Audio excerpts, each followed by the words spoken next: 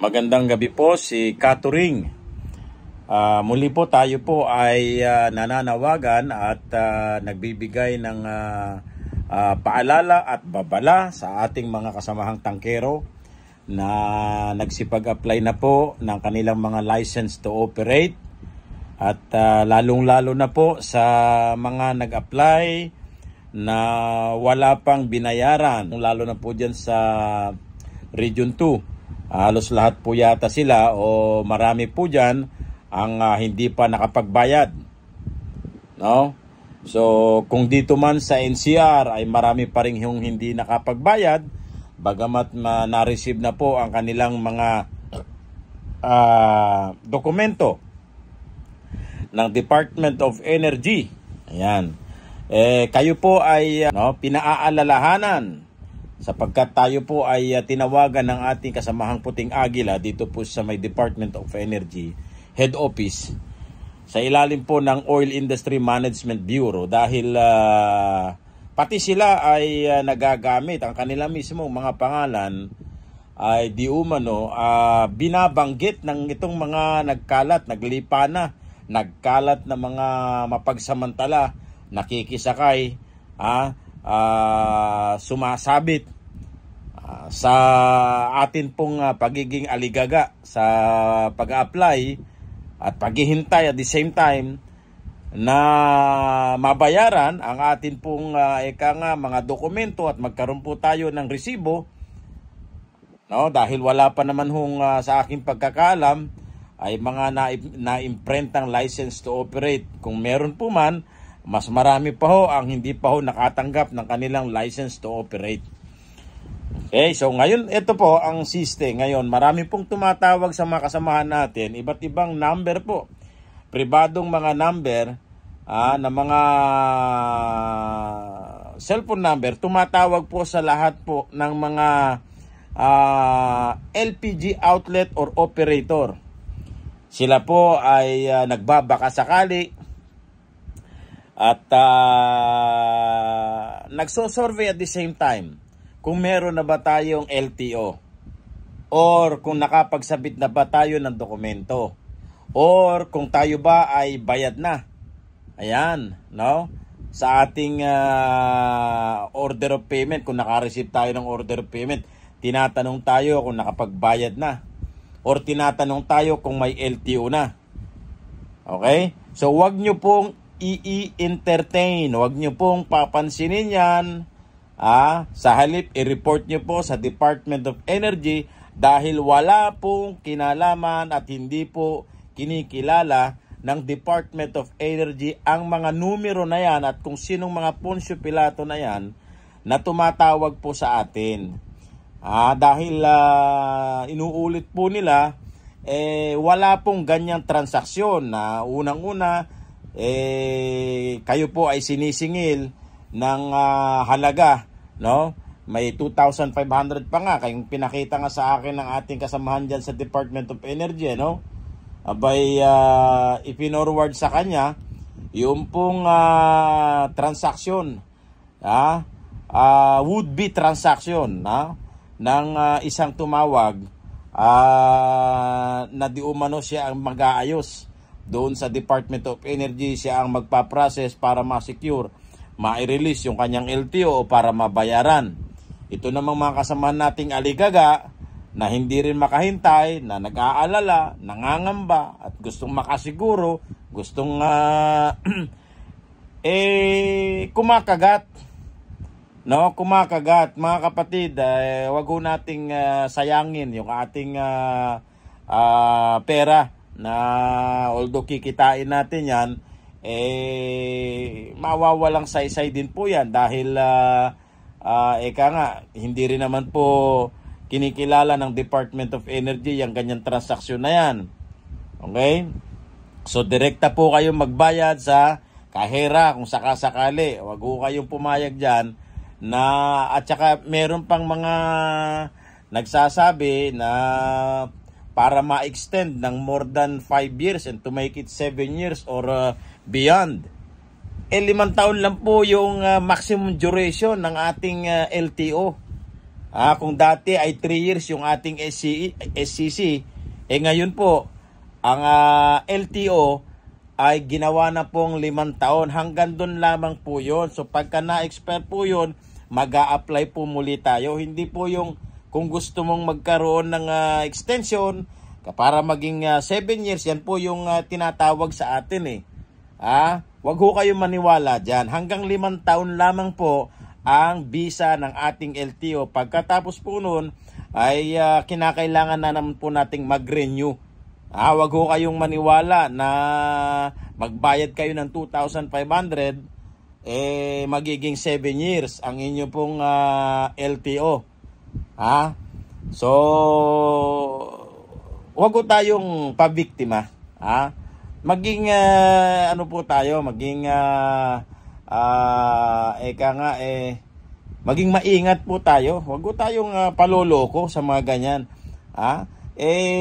Dumarami yung mga yan dahil marami ho tayong mga kasamahan na sa kagustuhan na magkaroon ng license to operate at sa abala na nakikita nila sa pagproseso ng mga dokumento at sa layo ng pagpoprosesohan o pagsasabitan.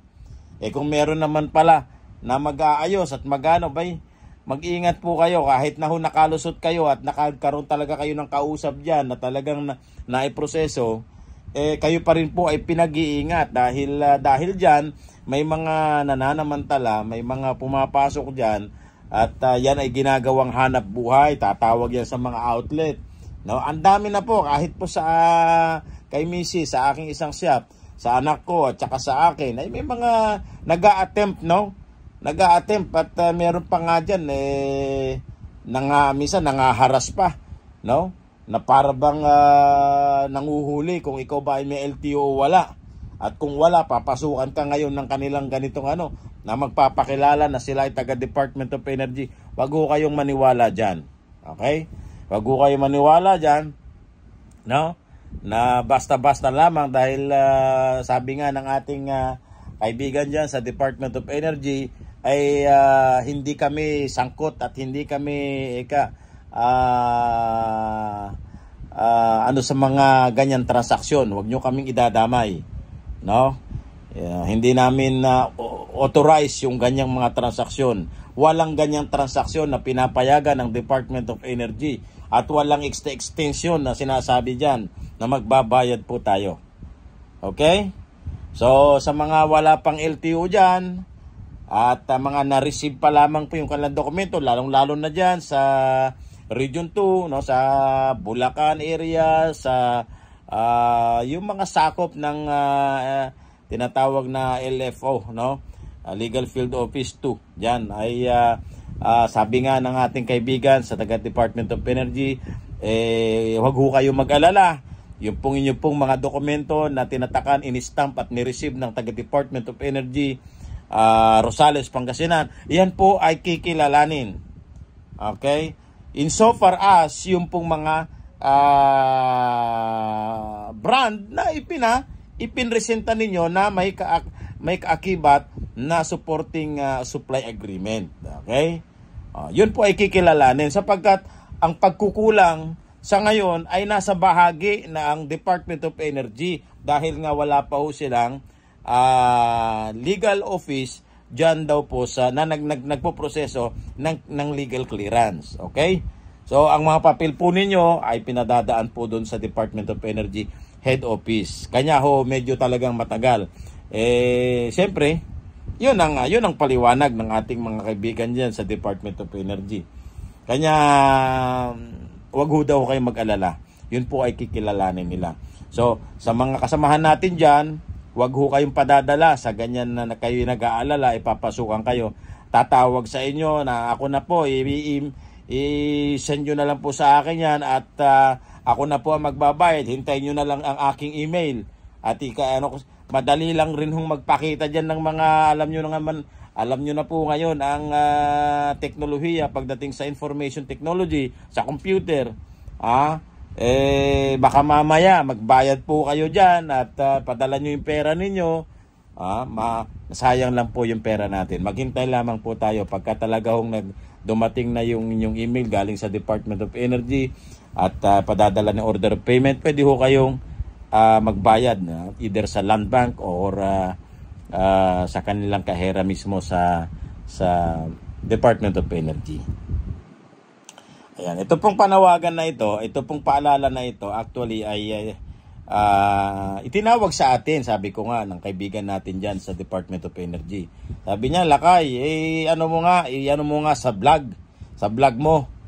Dahil marami na kami natatanggap na tawag, although nagpalabas na kami ng statement dyan tungkol po dyan sa mga scrupulous na yan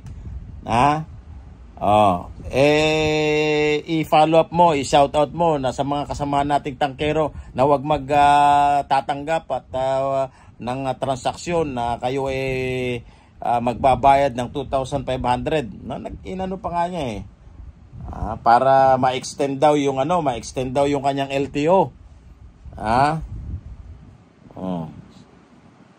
Andito yung picture nung kanilang conversation. Ito babasahin ko sa inyo. So mga kapatid na tangkero, medyo itaas naman natin yung pagiging metikuloso natin, yung pagiging veterano natin pagdating sa alam mo, marami yan kahit sa Lalamove, di ba? Magkano po sir? 2,500. Sige po sir, i-Gcash ko na lang. Dito po ba sa number nyo po? Dito po sa 096-722-33488. Ayan, pinorward pa ng kaibigan natin sa taga Department of Energy. Sir, pakitext po dito ang reference number.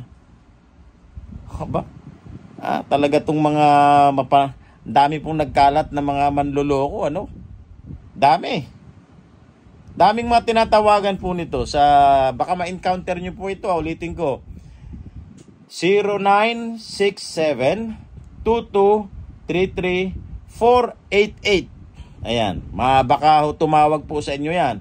Ito ay finorward po ng ating kaibigan dyan sa Department of Energy o IMB. Sir, pakitext po dito ang reference number, sigurista. Sige po sir, maya na lang po pag nakauwi ako, nasa deliver po ako, sabi ng kasamahan nating tangkero. Pinorwards ito malamang sa ating kaibigan na ipinabe-verify kung ito ba ay kilala.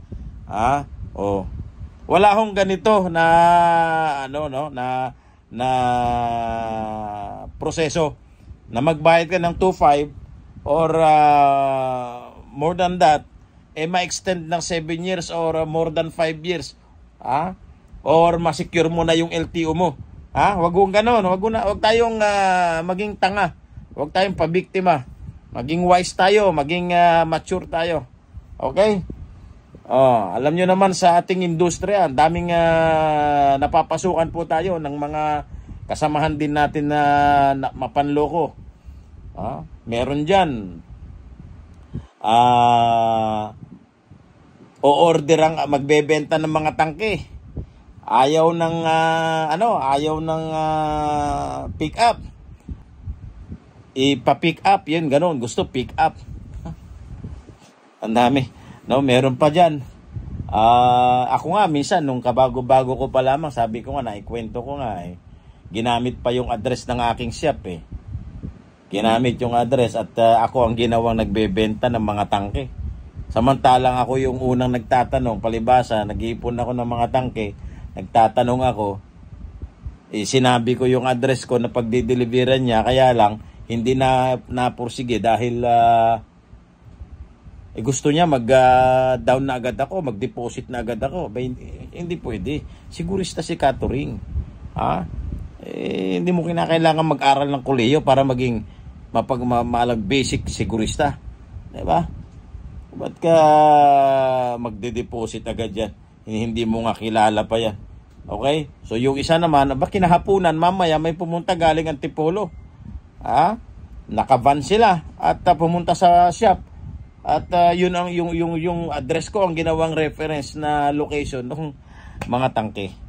Okay, so marami pong similar cases na ganyan. Maging maingat po tayo, maging mapanuri po tayo bago tayo pumasok sa isang transaksyon. At tandaan po natin, mahirap po na tayo ay manloloko ng kapwa. Wag na wag ho tayong manlolo. Yung aking rider, sinasabihan ko. Lahat ng mga nagdaang rider sa akin, sinasabihan ko. Na wag nating gawing yung panluloko. Dahil hindi tayo magtatagal niyan at hindi maganda na ipakakain natin sa ating pamilya ang panluloko ng kapwa. Tulad halimbawa, ng mga nagbebenta pa dyan ng 10.5, 10 kilos, lalong-lalo na sa mga karinderya. Mga karinderya, mag-iingat po kayo.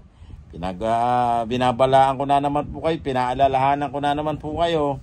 Huwag kayong masyadong mag-enjoy sa less 50, less 70, less 30, hindi mo alam. May bawas na 6 na guhit ang iyong 2.7 kilogram, yung iyong super kalan. Ginagawa lang na flat na 2 kilos yun. Mag-ingat kayo sa mga 11 kilogram na tangke na sobrang baba. At tuwang-tuwa naman kayo, mamaya wala pang 3 araw, ubos na. Yung pala, mga 10 kilos lamang po yun. Sinasakyan ho kung ano ang inyong masyadong below the belt na pricing. Okay. So, ayan po. Kaibigan na taga Department of Energy, pasensya na dahil alam mo naman tayo, hindi tayo scripted na mag-vlog, tayo kung maisipan lang po natin. Okay, anyway, another point of view na gusto kong ibahagi sa inyo, ayan, dahil isang sa GC po na kinabibilangan ko, sa isang trademark, okay? Liban dyan, marami akong na-encounter dyan sa group na walang ginawa kundi magreklamo, magmurmuring na yung pong mga nagbibigay ng mga presyong sobrang baba. Sobrang baba ang ibinibigay. Meron pang tumawag kay catering, ganito, ganyan yung isang tangkero na kilala ko, nagbebenta ng ganito sa isang trademark na ganito. Isang brand na ganito, hindi po ba ganito dapat ang bentahan? Ibinigay po ng ganito. Ayan, tama po yan. Ang sabi ko naman kay ma'am, ang unang-una, sinabi ko, nagiging illegal ang ganyang klase po ng pagbibigay ng presyo. Kung ang presyo mo, parang sa Supreme Court yan pagka hindi na yung ibinibigay mong porsyento o interest ay hindi na katanggap-tanggap sa konsensya ng korte. Parang ganun po yan yun ay papasok po dyan ang kapangyarihan ng korte para i-regulate, i-control, bawasan ang ipinapataw na interes. Ayan, sa mga nagpapautang po yan. Ngayon, pasukan natin ito pong mga kasamahan natin sa industriya natin. Dahil talagang hindi ho makatulog ang ating mga kasamahan. Hindi mapanatag, walang ginawa kundi i-monitor ang kanilang mga kapitbahay ng mga tangkero kung magkano ang presyo. Masasabi ko sa inyo, mag-focus lang kayo, mag-concentrate lang po kayo sa inyong marketing strategy. Kasi catering, nagbebenta rin ho siya ng ganito Anong gagawin natin? Di po ba bawal yun? Ang ipinagbabawal, kung ang presyo mo, ang layunin ng kapitbahay mong tangkero ay para sirain, walain ka sa industriya, i-eliminate yung kanyang kakumpetensya, kaya niya yun po ipinagbabawal. Yan po sa ilalim po ng ahensya ng DTI at sa atin pong LPG industry sa ilalim po ng DOE, ay may guidelines po dyan na para i-monitor nila yung ganyan pong ginagawa natin bilang mga tangkero, na ang layunin mo talaga ay sirain ang presyuhan, yung SRP na tinatawag. Okay? Pero siyempre, unang-una, Ang unang-unang gagawin po natin, since tayo po ay may mga lisensya at tayo naman po ay may mga kontrata sa isang trademark owner, unang-una, although ginawa na ni Madam ito ginawa na raw ni Ma'am ito, pero wala na ho akong magagawa doon. Pero yun po ang talagang dapat nating gawin. Gawa po tayo ng complaint, kumuha po tayo ng mga concrete evidence na talagang ito ay ganito, sobrang baba ang ginagawa niyang presyo dun sa isang trademark o sa isang brand na napakalayo sa SRP. Ang sinasabi kong napakalayo ay talagang yung presyo niya ay hindi katanggap-tanggap. Talagang ayaw na niyang kumita, kundi layunin talaga na layunin talaga na sirain talaga ang presyuhan. Yun po ay illegal, yun po ay bawal. Okay? Pero unang-una nyo pong gagawin, ireklamo nyo po ito, gawa po kayo ng reklamo, i-complaint po ninyo, doon po sa mismong kakontrata ninyong trademark o brand. Dahil unang-una, kaya tayo may kontrata, nagtatakta tayo ng SRP, Standard Retail Price, itong isa nating tangkero na kasamahan, inauthorize mo, hindi sumusunod sa SRP. Paano naman tayo? Tama po, siyempre may katwiran po kayo. Hindi ko sinasabi na wala ho kayong katwiran, no? May karapatan po tayong magreklamo, bakit hindi, di ba? Kasi unang-una, kaya nga ho natin kinuha yung kanyang brand, kaya ho natin tinangkili, kaya ho natin iminarket. Dahil sa tiwala rin natin, igagalang nitong brand, itong ating kasunduan. Okay? So, gawan nyo po, una ng reklamo yan doon, ireklamo nyo ng ireklamo yan. But ito, pwede rin natin itong ireklamo sa DTI. Okay? Dahil sabi, ito yung standard SRP na tinatagda. Sobrang baba. Pero yung sobrang baba, subject to evaluation and determination kung talaga nga bang yung baba ng presyo ay hindi nakatanggap-tanggap. Okay? Halimbawa na lang, sabihin na natin ang presyuhan ng Regasco ay 990 o 980. Okay? Halimbawa po. Kung ibinibigay mo naman halimbawa ng may nagbibigay daw ng 880, 890. Magkano yung ano doon? Magkano yung puhunan? Halimbawa. Alright? Mga kapatid, iyon na lang ay isang halimbawa ng talagang ang layunin niya ay sirain yung presyuhan. Sobrang baba na po yun. Okay. Pero kung ibinaba lang ay ang ibinaba lang halimbawa ay mga nasa 5%, nasa 10%, dahil i-consider yung pagiging kapitbahay, hindi natin alam kung ano ang naging pakiusap ng buyer, yung customer, doon sa outlet. Kaya ito pong outlet na ito ay nagbigay ng ganitong klase ng discount. Hindi po pinagbabawal yun. Hindi po pinagbabawal yung mga ganong mga special consideration. Na tayo po ay mag-extend ng humanitarian consideration sa ating kapwa. Wala po 'yun. Pero sabi ko naman pa rin sa inyo, hindi natin kinakailangang masira sa ganyan, no?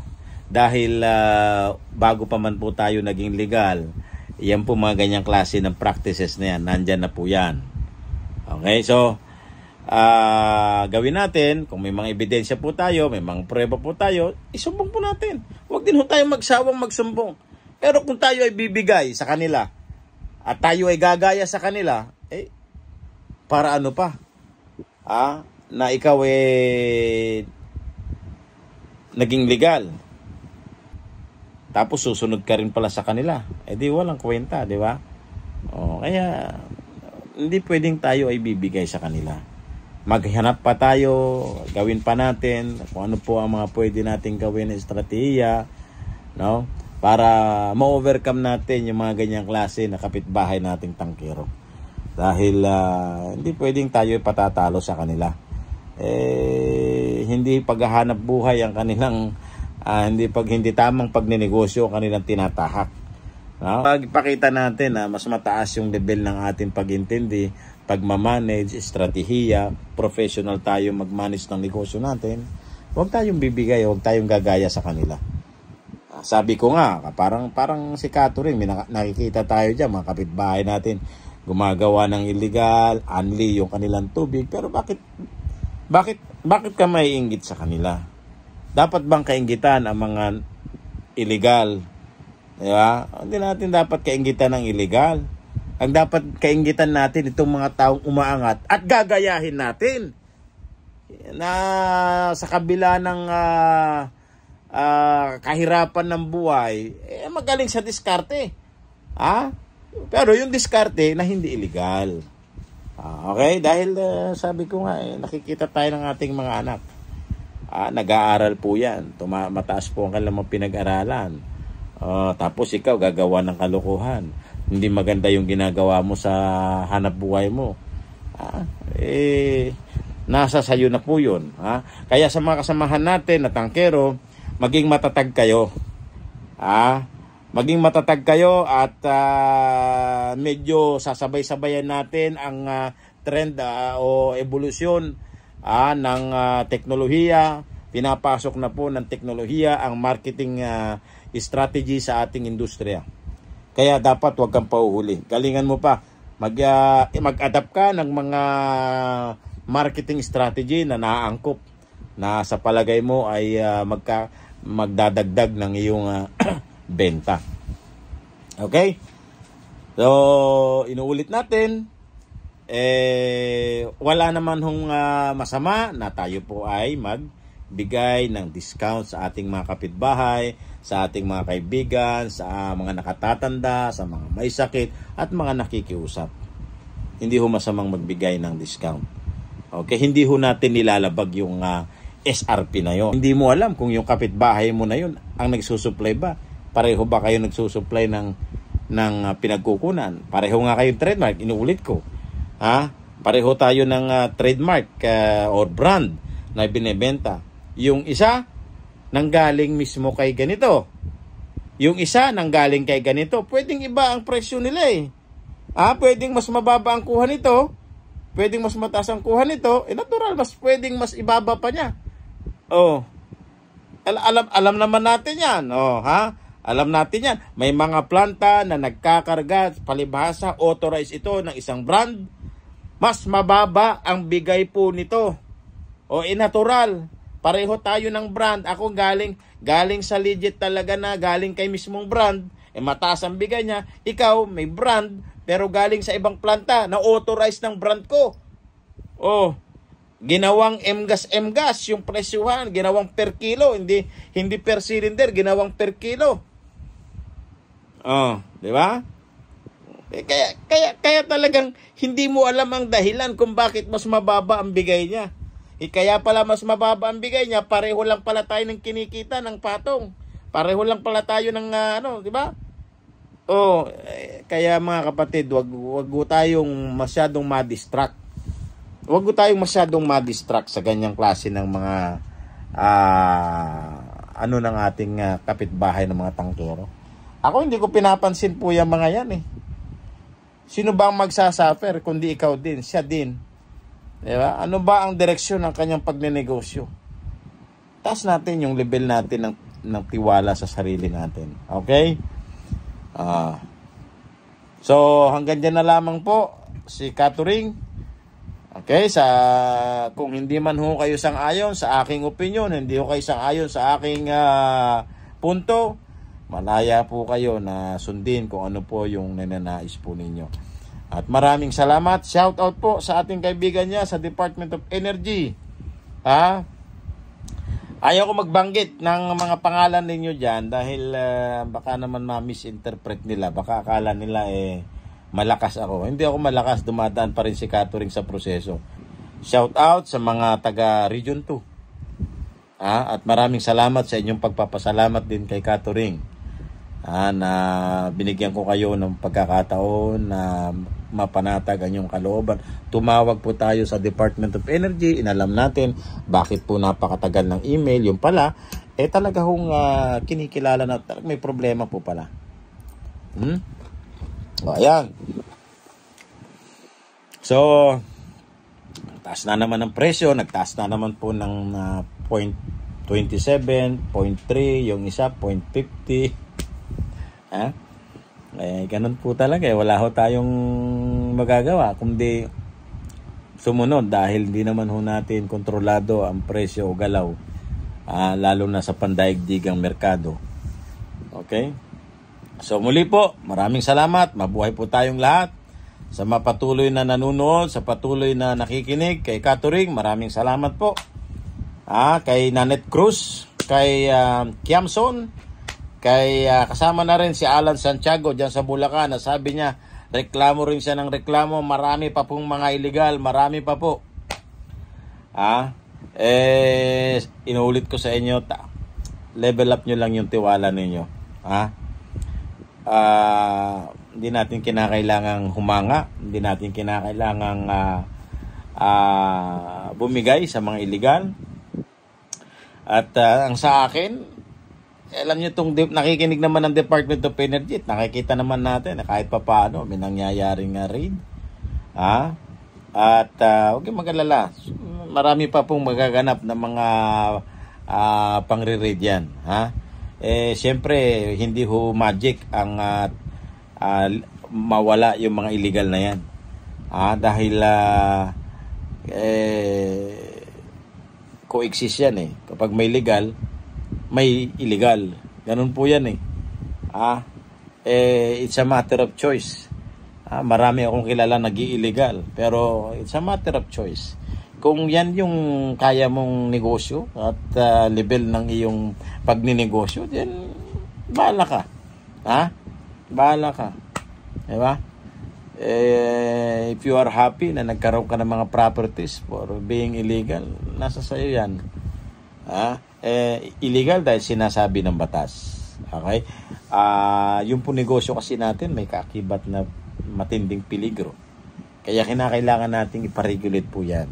At sumunod po tayo para yung pagsunod po natin ay isang disiplina at isang pagtulong po sa gobyerno at sa komunidad at isang paraan ng pagsalba sa posibleng kapahamakan na mangyari, insidente na mangyari pagka tayo po ay nagbebenta ng mga substandard at mga unregulated na mga illegal activities na yan, illegal refilling na yan.